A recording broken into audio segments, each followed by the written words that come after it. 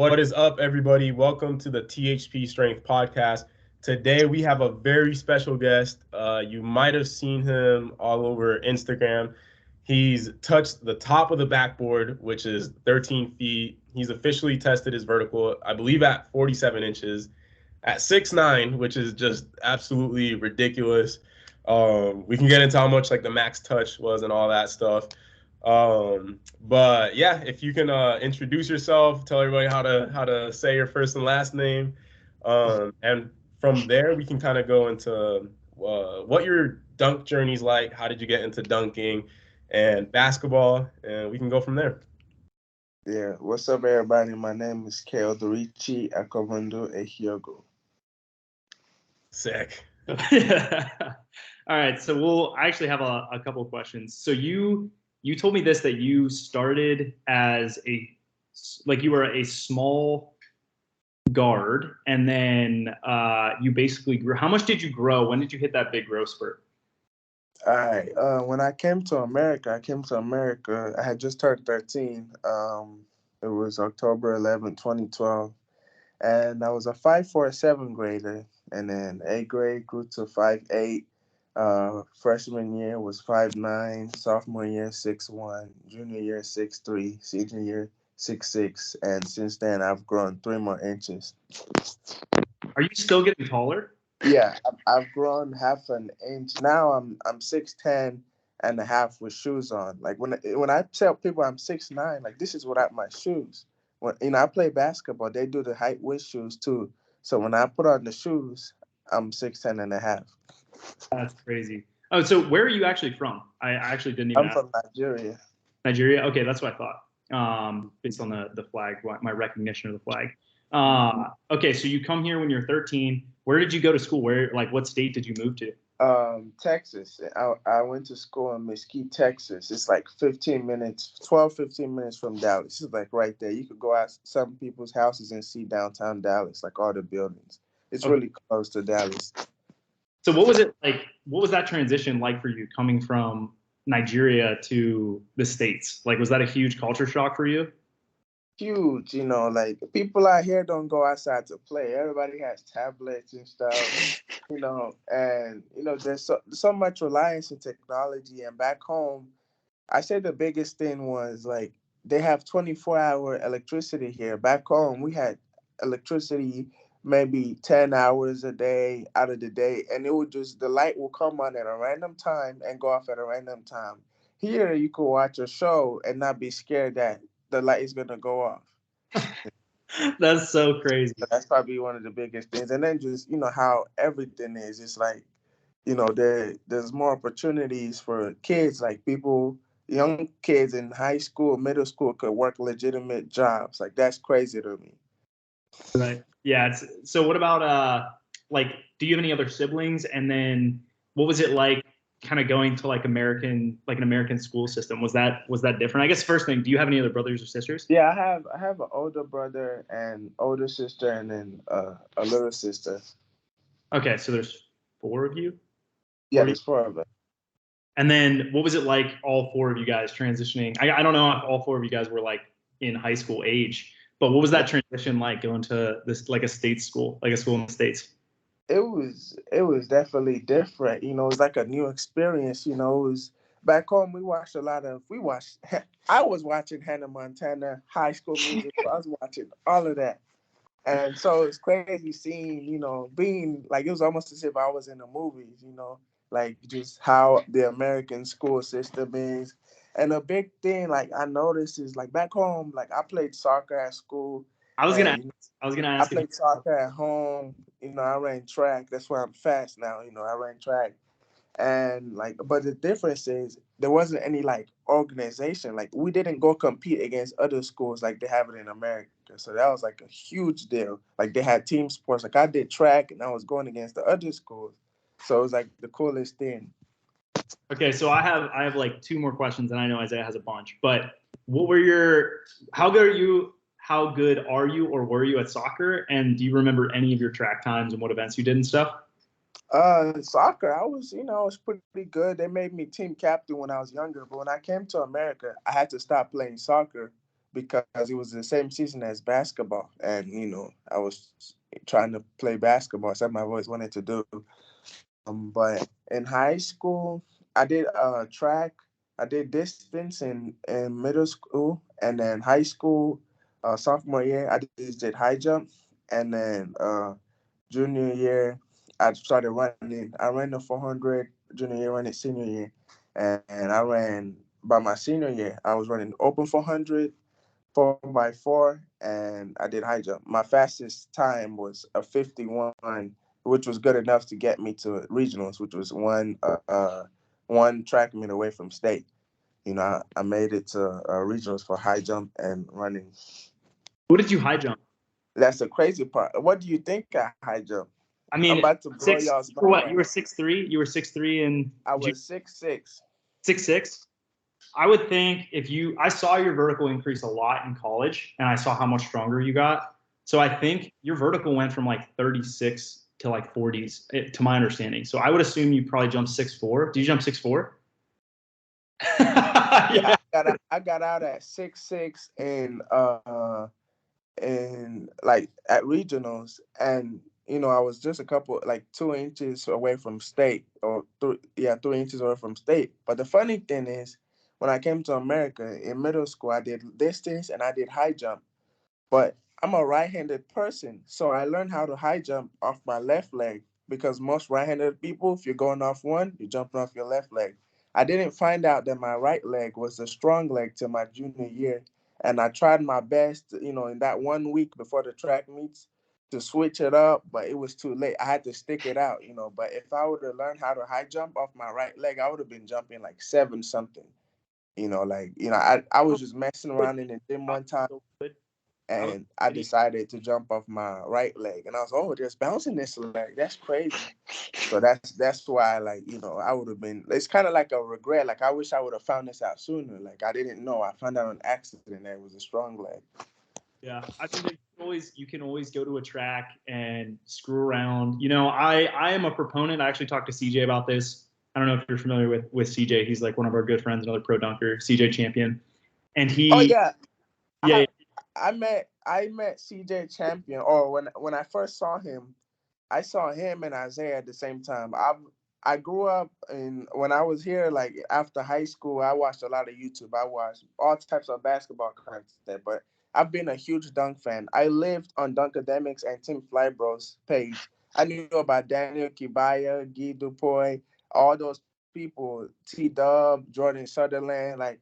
And then my first time seeing Isaiah, like I watched all these dunkers, Isaiah and CJ, the first season of Dunk League, and they're going to these states and they're doing tryouts. I think it was Florida that they found them, and like it's crazy. Like that's why it's like a big deal. Like for me, like I've watched Isaiah like go from this kid who goes out early in Dunk League to this monster who is doing that dunk where you go in the air, you throw it in the air, you catch it from under your leg, and you dunk it 360 kamikaze. I went to the gym. That dunk had me sweating. I tried 1 hour. I couldn't get it down. All the bounce and length I have, I just couldn't get it down. Like I couldn't catch the ball under my legs. Yeah, like, that's a tough one. And then the one where he goes like he'll put it behind his back as he's jumping, and then put it between the leg. That one I'm gonna practice it some more. I'm gonna get that one. I haven't put enough practice. You can definitely, if you learn the technique for it, you can definitely hit that for sure. Like I when I talk to Billy and Chuck, I'm like, if I had the hand speed of Isaiah and Dan Ross, like I would be a monster. Like I have all the height, I have all this bounce, I have the arm length. I just don't have y'all's hand speed, because I don't practice it enough. Like so people don't realize, like I think too, like those dunks I do, when I put in the caption dead legs, it's literally after workouts. It's after practice or whatever. Like I never go in the gym. I rarely ever go in there like I'm about to just go dunk. I always do it after a workout because I'm feeling good, or my training wants me to show them something real quick. But I never just really go in there and dedicate like a week to dunking. So I just kind of learn from like Isaiah. I just see their videos and try to mimic what they do, like the 360 behind. That's why I tagged you in it. I was like, yeah. And the That's crazy. 360 under both too. Me and John were Yeah, just yeah. talking about That one I that's went in one of the there. hardest dunks, and yeah, you're one of the only people on the planet right now that can hit that. And you do it religiously. You have like that one clip you posted. You had like 10 times of you doing it. Yeah, that's not an easy dunk. Yeah, so I actually this can go into one of the questions that I had, which you kind of answered it. I guess tell us how you got into dunking and how often are you practicing dunking each week? And I've seen you do like I think it was you were doing front squats with like your heels elevated and you were going pretty heavy. Do you do jump training? Like, are you lifting heavy like every week? Like, how does your week of training look like, and how are you balancing that with dunk sessions and basketball and all that? Oh, okay. I'll have to go all the way back for this one. Is that cool, y'all? Yeah, Yeah. it's perfect. All right. So, since I started playing basketball, right, I was like y'all know I was short. I was 5'4", 5'8". I'm watching these games. These guys are flying, dunking, doing 360 dunks. I couldn't dunk, so I was doing 360 layups. I was one of those kids at the park, like we were doing pickup, like everybody be trying to do regular layups. I'm in there trying to get as crazy as possible. Like they all have all these jellies. That was me. I couldn't dunk, so I had to make up for it somehow. And so that's how I kind of got my spin down for all these dunks I do. If you notice, I do a lot of 360 related dunks, 360 between, because I was doing 360 layups for 5 years. I got used to it. And so I got to high school. I wasn't dunking. Sophomore year was my first dunk. I was sophomore year going to the summer of sophomore year going to junior year. It was after like a basketball practice, and I was about 6'1", and somebody, my teammate throws a lob, and I barely put it in there. I was like one of the weakest dunks of my life. Like I barely put it in there. And then after ending of sophomore year, I have an ankle injury. I fractured my left ankle, and I come back and I lost all my progress. Like I could barely grab the rim. And then once I was healed, I go on YouTube. I go to this place called what do they call it? Vertical Jump True. I don't know if y'all have heard of it. It's this YouTube channel. And then I go on there, and there's another YouTube channel that does vert. And I pick those workouts. Like I said, they're doing elevated calf raises, they're doing jump squats. And I pick 5 exercises out of watching their videos that I like, and I make my own workout, right? My own sets, 3 sets of 10, 3 sets of 9 on these, you know, 9 sets of 30 on the calf raises, make my own workout. Decided I was gonna be going after school to the football weight room, like after basketball, because we couldn't be in there. But I was cool with the soccer coach, so he let me in the football weight room by myself, even though he wasn't supposed to. But he knew I knew what I was doing, though. They didn't allow students in there by themselves for safety reasons, but he knew I knew what I was doing. So I go there, I start doing these workouts, doing them. I do them 4 days out the week, Monday through Thursday, rest Friday, Saturday, Sunday. And then I do it for a month. After a month, like going from, losing all my progress, I go in the gym, I could dunk again. I'm like, yo. And then my teammates start throwing me lobs, and then I attempt a 360 my first time, and it almost goes in. I'm like, yo. I invite my teammates to come do the vertical workout with me, and they wanted to hang out after school and stuff. They didn't listen. I kept on doing it, and then I get a little more bouncy senior year, and then I grew again. I'm 6'6". I'm kind of bouncy. I could do 360s. I could do windmills. I was nowhere close to doing the East Bay, but I could jump. I could catch lobs. I got putback dunks and stuff. And then, after my first year at the first school I went to was like a small school, NAIA college. My first year, I had a Jones fracture at the end of the season, which, if y'all know about Jones fracture, is like a serious foot injury. When I recovered, I was scared to jump. This time I'm like I grew again. I'm like 6'8". Like no, not don't really have bounce. Like I could jump, but I couldn't really do anything crazy. So when I heal, I get back to those workouts, and that's when I got majority of the bounce that y'all see today. Like I get back to it. I'm 6'8", working out. I grow again, grow another inch. I get to UT Arlington.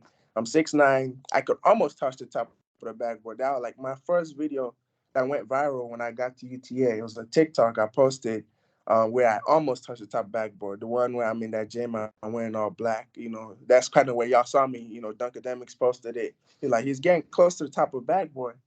And then, you know, at school, I didn't really do my bounce workouts as much because we were doing, you know, heavy lift. We were doing squats. We were still doing hidden legs. So I was like, you know, I can't, like, I had nothing. Like, my legs were dead all the time. So in school, during school, I just do what the school does. In the summers, I do workouts of my own. Like, you asking about, like, my schedule. But yeah, when I'm in school during the season, I just do whatever the school does. I don't do anything extra because if you know about college, they do a lot. So you won't have, you know, you just get hurt, you know, overlifting. So after that, I noticed my bounce is getting even crazier. And then I finally do it. I grabbed the top of the backboard. And then I was okay. And then after this school year, I do the bounce workout a little bit. And you know, everybody's been DMing me like, you know, we need to know your workout. And I've sent it to over like 300 people like in the past year and a half. And I'm like, okay, this is getting crazy. And I said, I'm gonna have to make a video after the season. I finally make the video. I posted it on YouTube. That's I gotta check that out. So what are like I'm gonna check the video obviously after this, but Yeah, what it's nothing crazy. You're probably gonna look at it like, what? This is all he was doing? Like, it's not. It's just simple things. It's just I was consistent. Like when I text people this, I'm like, the thing is, you know, I was consistent with it. I stuck to the routine. I did Monday through Thursday, rested those 3 days, and then went back to it Monday through Thursday. Like I was consistent with it. That's why I saw improvement. Yeah, me and John talk about that all the time where it's just don't stop. Like Yeah, like don't that's what ever I'm stop. saying. You Yeah. know, people can ask you for a workout. If you don't do it, the bounce isn't just gonna come in your legs if you're not working out. Like you have to be doing the workout. Just looking at it isn't gonna get your bounce up. You have probably some of the best perspective on this stuff out of like any of the like basketball players specifically, for sure. Like we talk to so many people, even when we were at overtime, which I'm sure you're familiar with. Like I was there with Isaiah and I also went with CJ. And just like, you know, those guys are some of the best high school players and they see Isaiah and CJ and stuff and they're just like, I think they all assume that it's just genetic. You know what I mean? It's like, Oh, losing their mind. I saw the videos. yeah. They're like, oh my God. They see it and they're just like, oh, it's all genetic. Like I don't think that they really understand it. Like there's few guys that have your perspective. And then also on top of that, like the fact that, you know, it took me a while to learn this, but the fact that, you know, like, hey, when I'm in season, like when I'm with the school, the goal is like survive. You know what I mean? Yeah. Like, You know, the other athletes who you know, I tell them, I said, your gap to do this is this summer, you know, because when you get back to school, I don't advise you. Like I said, I don't do my leg workouts during the school year because the stuff in school, if you're in there for a while, like you're going hard on, you know, hey, each coach has their own program. And the good part about it, you're still hitting legs. You know, you may not be working as much as explosives, more like strengthening your legs and stuff. But you know, you still don't want to risk getting hurt because you know we're playing games. You know, you need your legs. You know, you need time to heal.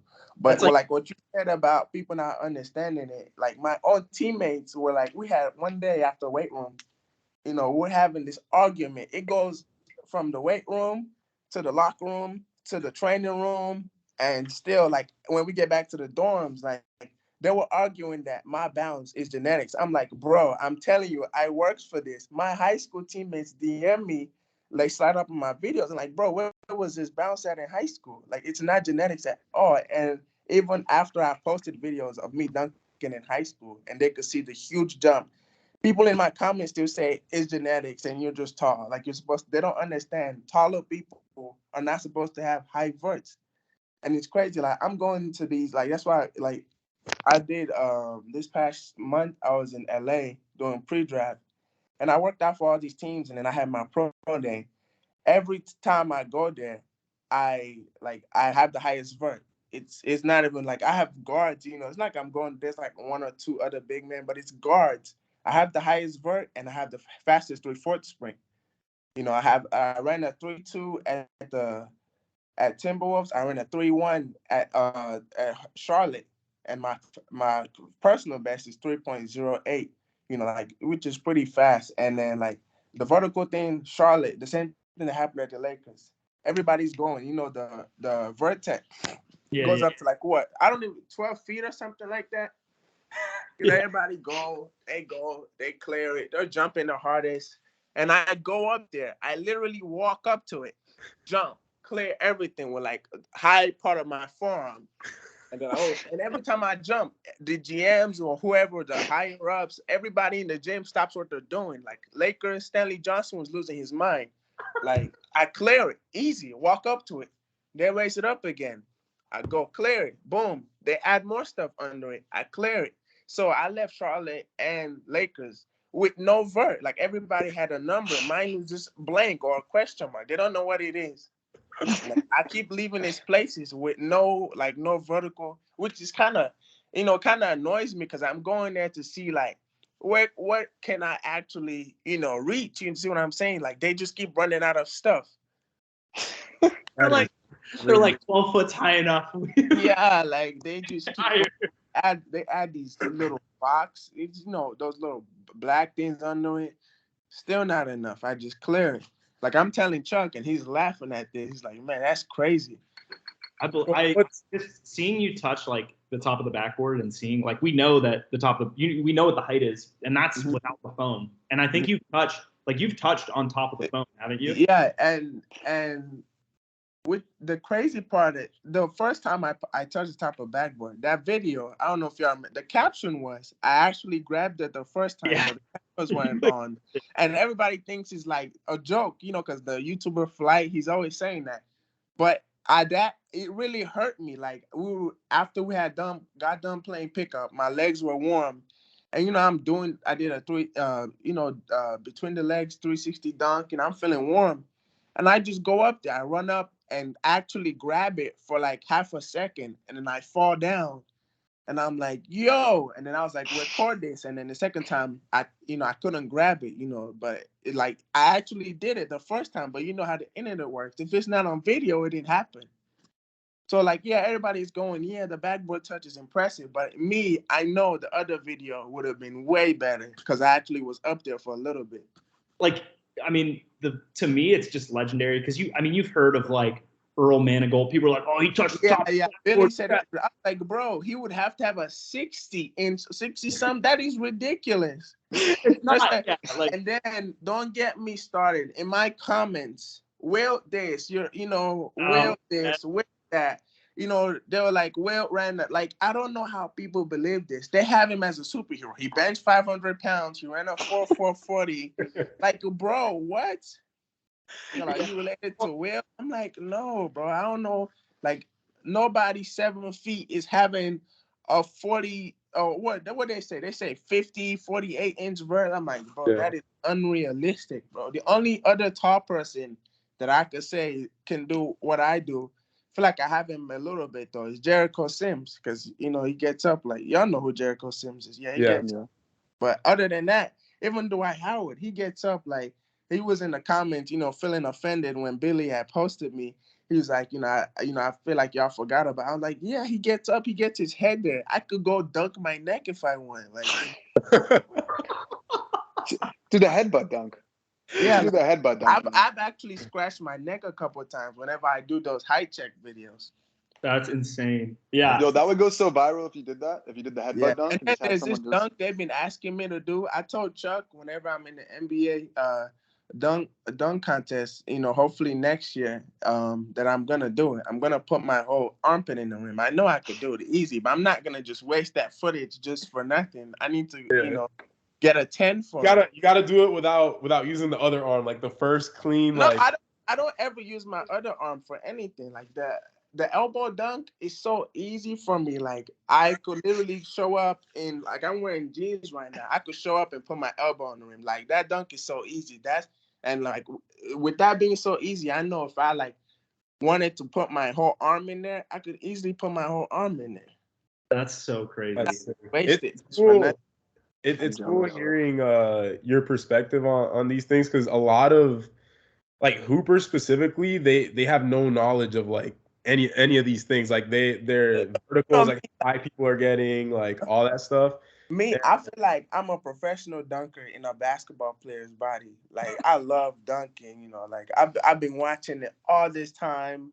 Like I watched you when you first kind of got on the scene. You know, I've kind of watched your growth. Even your brother, I watched him too. The long Luke, hair, yeah, I watched him too. yeah, it's cool.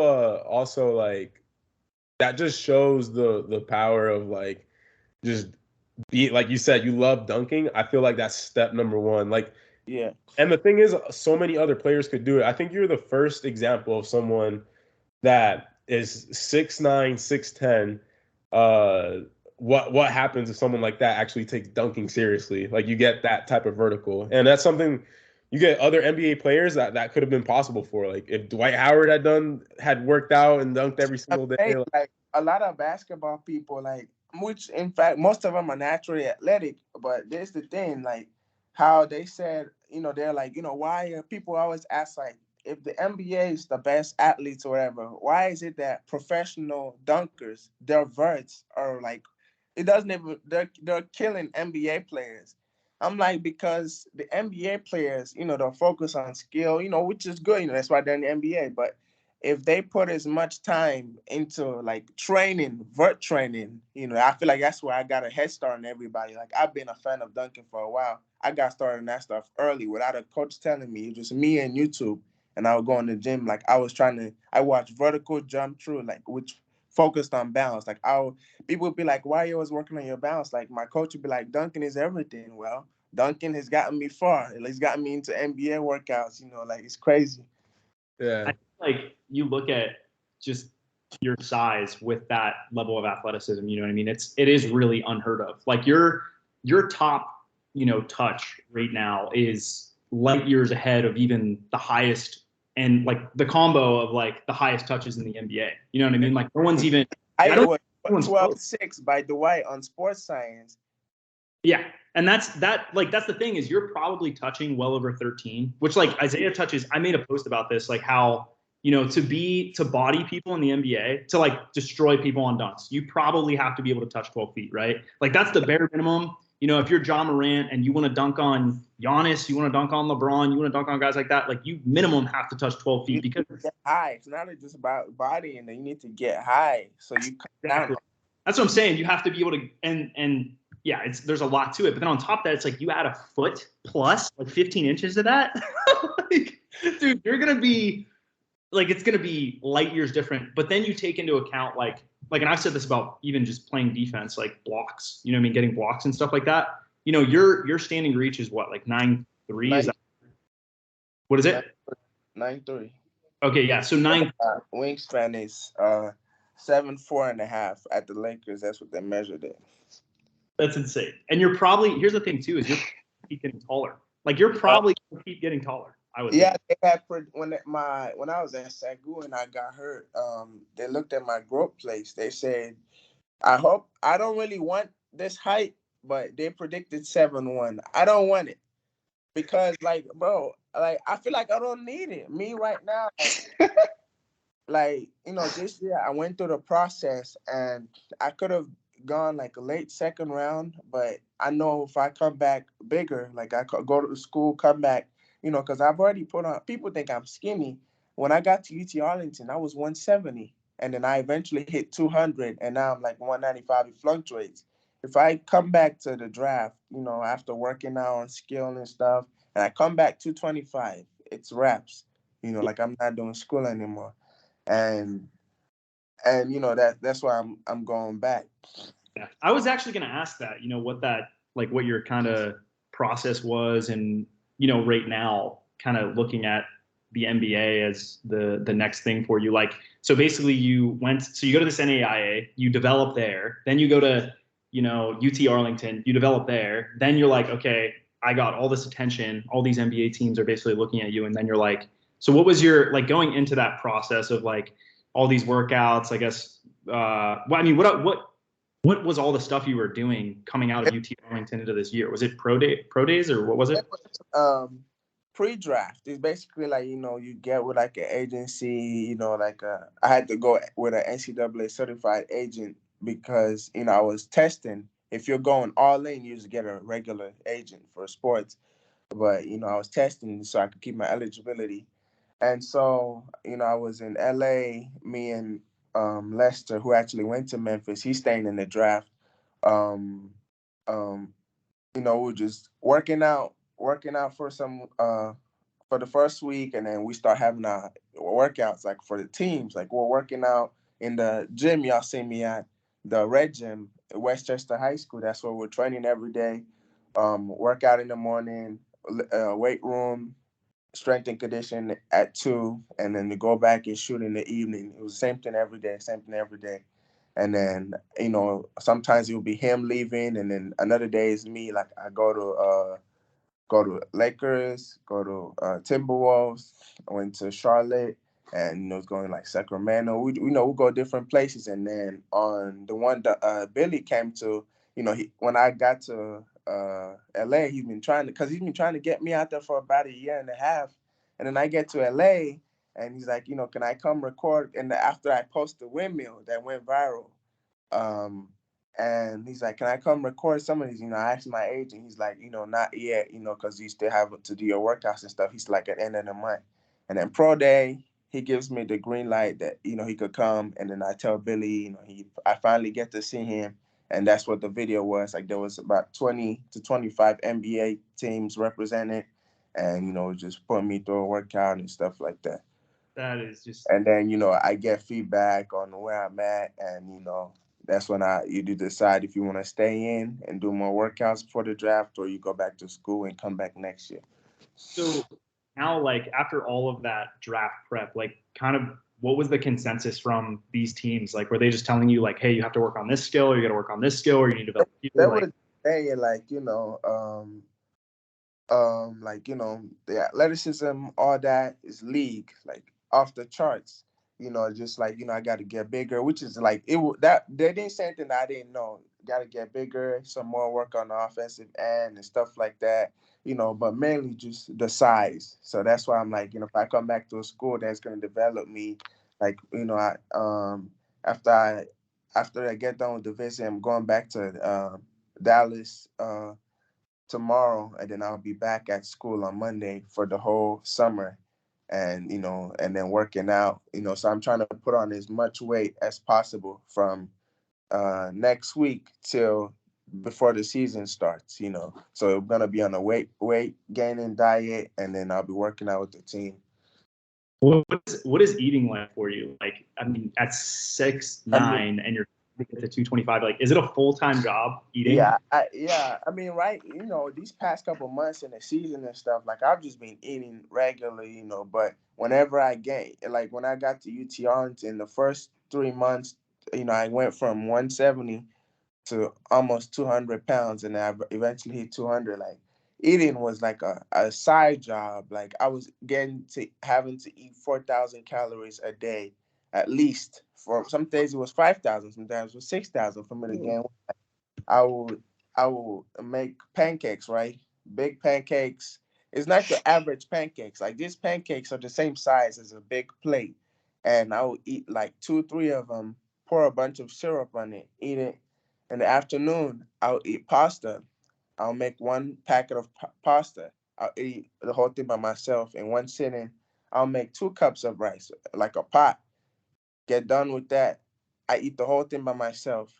And then at night I would order like 2 burgers with 2 burgers, or one like triple meat burger, or a large pizza, or wings. Like, I'll get like 26 to 30 wings. I'll eat that myself.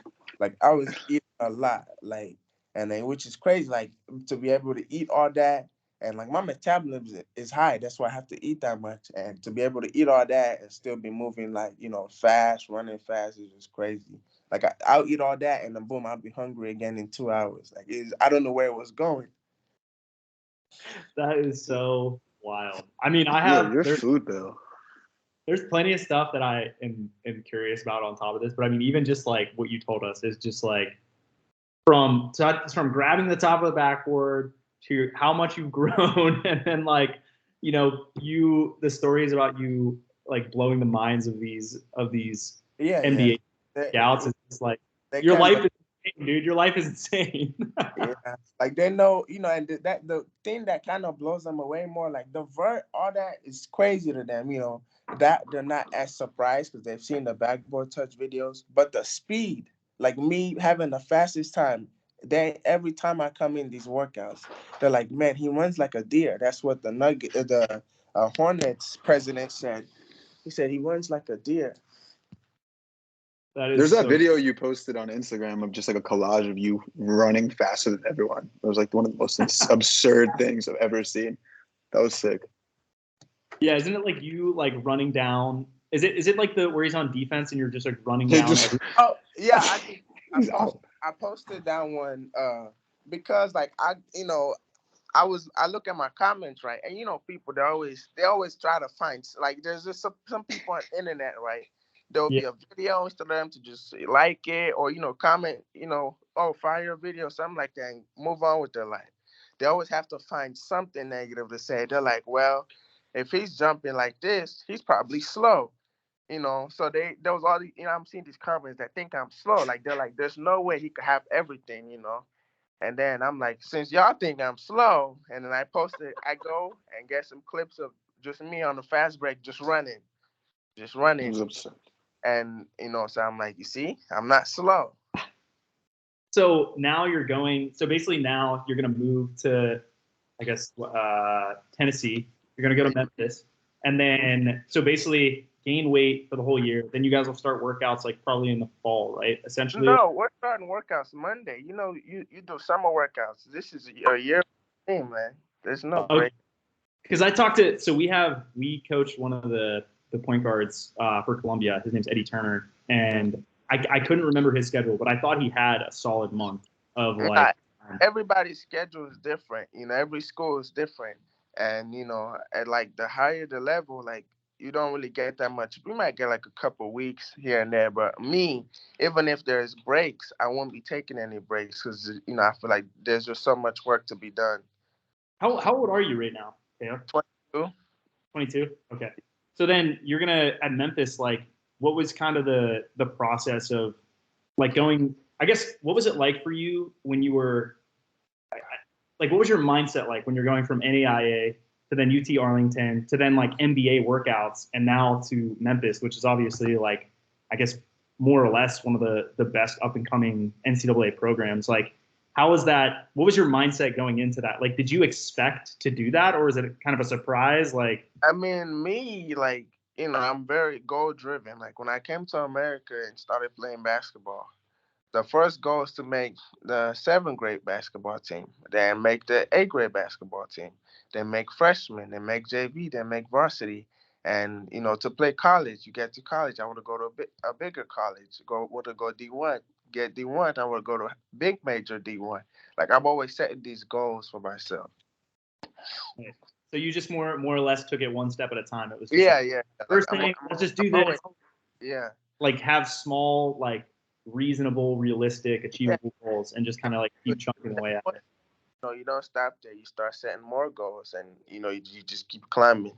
Yeah, that's so wild. So in terms of like, if you're looking at, I guess, what are the comparisons that you get when a lot of like these NBA teams, they see you, you know, 22 years old doing these workouts? Like, do they tell you they're like, oh, he's like prototypical this? Like, do you get Giannis a lot? Is that like what people compare you to, or what's like most common? I mean, like, this the thing, like the teams are not gonna say Giannis. You know, they're thinking like, you know, more like, you know, because Giannis, you know, Giannis does everything. You know, me, you know, I could eventually get there with, like, you know, if I keep working and stuff. But, you know, they're going down for like base. However, how I was used in college, they would say stuff like Robert Williams and just those pick and roll guys who just, you know, pick and roll, play defense. But the Giannis comparisons is just people in social media and people in like real life in general. Everybody's making Giannis comparisons all over the place. Giannis and Will. That's all I see. I mean, it's kind of like interesting because you don't see, like you said, like it's not common to have really tall, long-limbed athletes, super athletic. Like you don't see it because if you did, like slow and sluggy. everyone, you know, and they do, like, generally they do dominate everyone. So now it's like, you know, look, me just as a bystander, like watching the sport of basketball, I wouldn't even say, like, Isaiah obviously is way more knowledgeable about it, but when I watch, I'm like, dude, if he puts together the skill work like that, you know, you can probably develop just like anything else that you've worked on, you know what I mean? It's like, you're going to be like, that's just scary to me. Like, imagining. That's definitely the goal here at Memphis. Like the coaches are real big on player development, and this this time to next this time next year, should be a whole different player. That's crazy. Well, I mean, that's all the questions I had. Zay, I don't know if you have other stuff that you want to ask or anything else that you want to know. I have one more question. Would we be able to have a dunk session together at It's some point? it's gonna happen in the future. Like, I've been getting DMs. I've been, like, what's his name? Chris, the guy who does he always like Guinness World Record for box jump against our odds. Oh, Chris Bell. Yeah. Yeah. He was trying to, link up, but that's like my schedule was packed. But one of these summers, whenever I have some time, definitely. Dude, we would So, I told Billy, like, whenever I'm free, I'll let him know so he could like invite all my people I've been watching since high school. You, Jordan Sutherland, all of those guys. yeah. it would be so much fun to watch. That would be like, yeah, I think it would just be eye-opening too. Like, Isaiah, I'm trying to imagine you seeing him like touching. What got me is him saying he touched 12 foot with his forearm. It's so easy.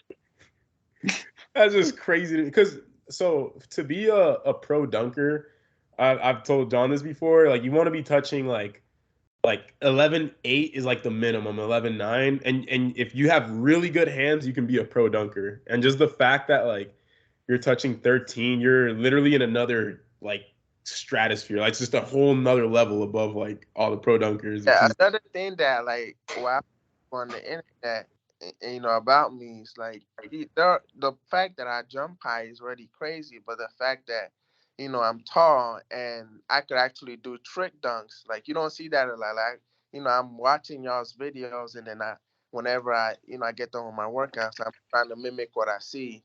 That's kind of shocks people. Like, he's doing behind the back 360s, between the leg 360 on the boat, like. It's just shocking. 360 scoops, just being able to move in the air like that. And what's cool is like what I've seen from when you first started posting videos of you dunking is I remember initially, because you have the vertical obviously, but you weren't jumping as high on your dunks. And as I've seen you progress and start dunking more, I'm seeing you get more and more height on the trick dunks. You're using more of your vertical, which is cool because that means you're practicing the dunks. Like that's how it goes. Dunks, like, like people ask like why you don't do, they will like suggest like a dunk, do this. I'm like, I don't post those type of dunks. Like, there's dunks that I do, like I've seen people do it and it looks crazy, like, everybody loves it. But when I do it, it doesn't look as cool because it's just so easy. Like, it looks lazy. Like, it looks like it doesn't look as cool. Like, there's dunks where you see like shorter guys, go and do it, and it just looks super explosive. And then that's why I try to do dunks that, look explosive. That's why I like try, like, whenever I don't post much, but whenever I post, it's not just a tomahawk. Like, I post crazy things, Yeah. People, and then like people are like, they're like on TikTok, social media, like they think I can't jump off one. Like, remember what I told you about my right leg? Like, I could jump off one. Like, I do the dunk where you jump off, you put it through the leg, you jump off of. Like, I was telling Obi, y'all know Obi from Obi Chamberlain. Yeah, we actually coach Obi. Obi's like a good friend of mine. I've been helping him a lot with that stuff. So I was talking to him and I was telling him, like, he was like asking, like, bro, do you ever jump off one? And I was telling him, like, I never really jump off one like that. It's rare. But my first, like, I've never in my life made a regular East Bay off one.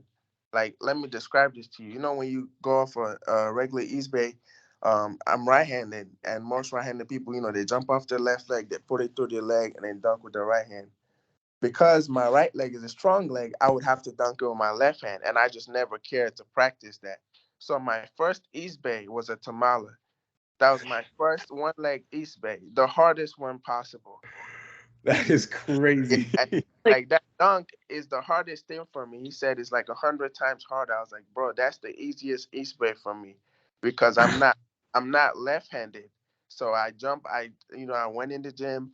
I jumped off that leg and I put it through just so I could dunk it with my right hand. Because when I tried to do it with my left, it just kept on slipping.